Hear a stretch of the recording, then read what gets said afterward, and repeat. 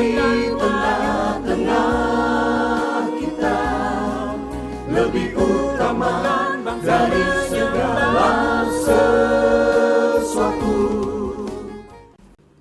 Menjelang akhir zaman.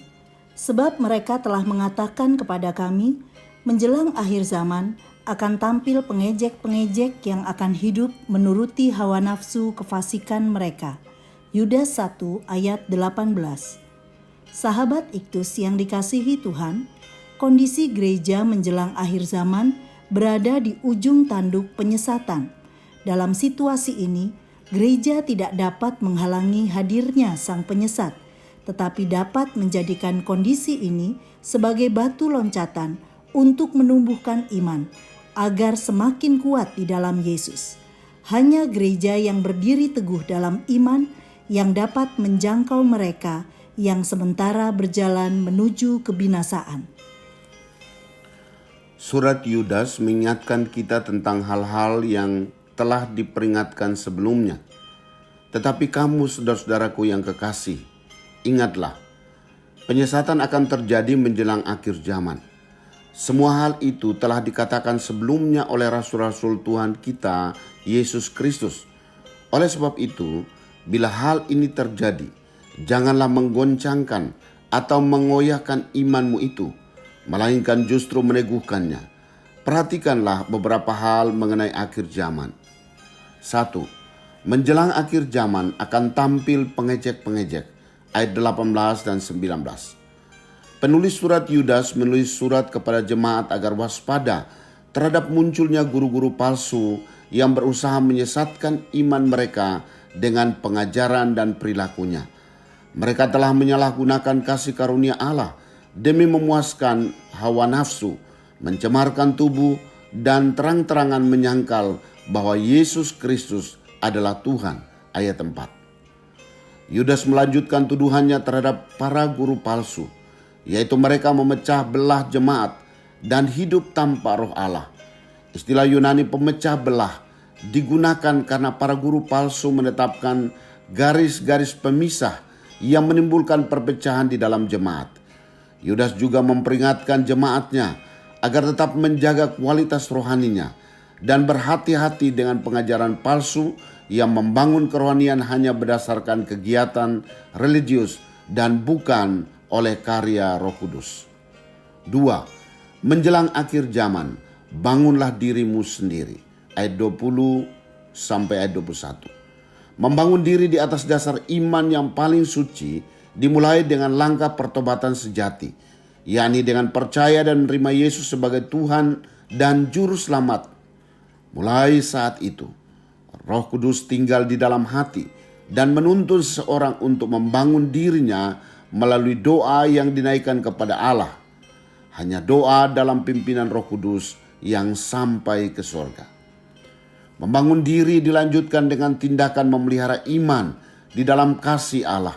Nasihat ini dapat diartikan, teruslah mengasihi Allah, yang berarti tinggallah di dalam kasihku.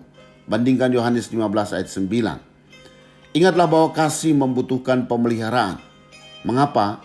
Karena kasih kepada Allah sangat mudah menjadi pudar. Bandingkan Wahyu 2 ayat 4. Yudas menghubungkan kasih kepada Allah dengan menantikan kedatangan Kristus di akhir zaman.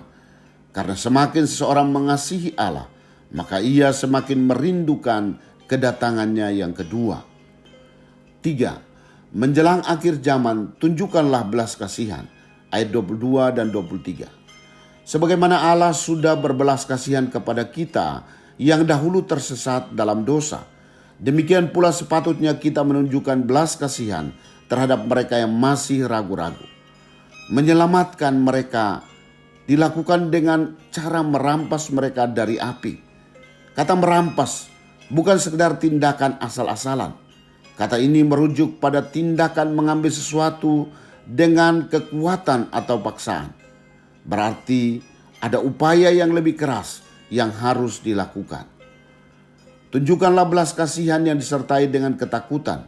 Merupakan nasihat untuk mengasihi orang berdosa, tetapi membenci perbuatannya.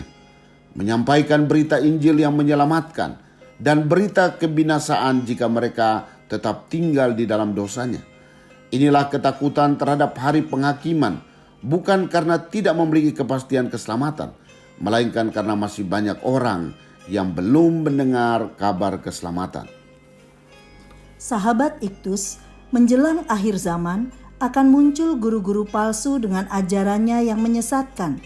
Inti ajaran sesat ini adalah menolak bahwa Yesus adalah Tuhan, menawarkan kehidupan duniawi yang penuh hawa nafsu dan keserakahan, juga mengajarkan ritual keagamaan sebagai tradisi dan bukan sebagai karya Roh Kudus.